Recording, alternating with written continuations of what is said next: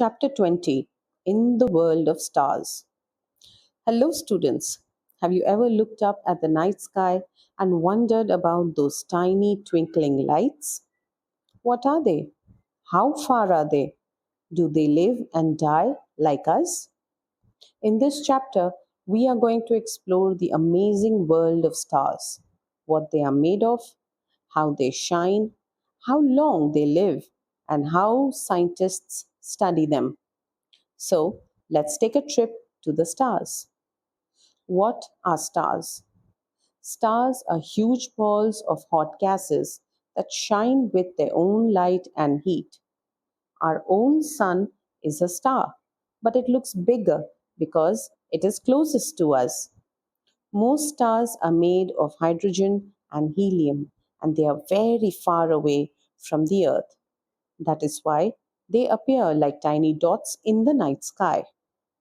So, next time you see stars twinkling, remember they're actually giant balls of fire.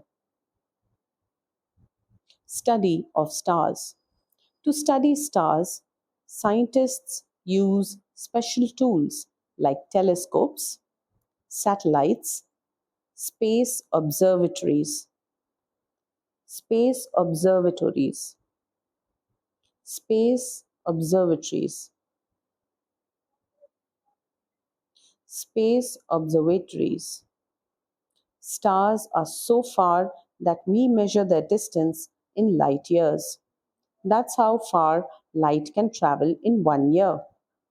Also, using spectroscopy, scientists can tell what stars are made of and how fast they are moving.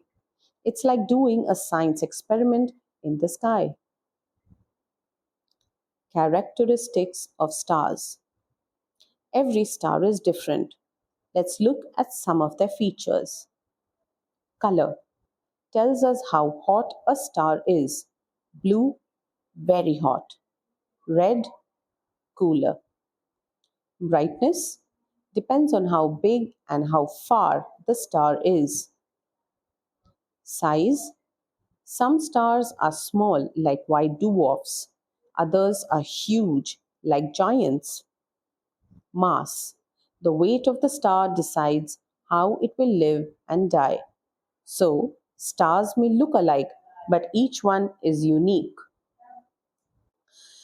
Constellations. Sometimes stars form patterns in the sky. We call them constellations. Some famous ones are Ursa Major, the Big Bear, Orion, the Hunter, Cassiopeia.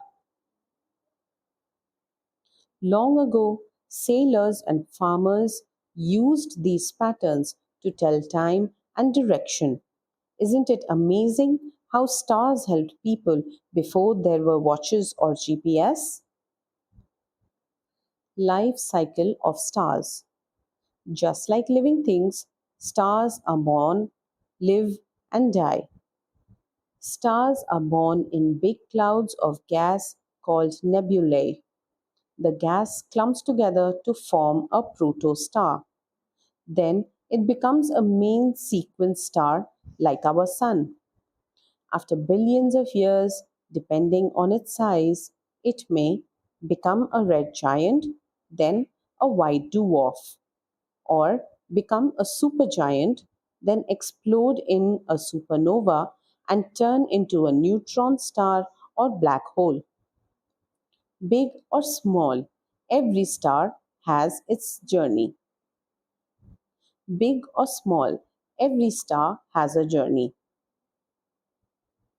Tools for observing the universe.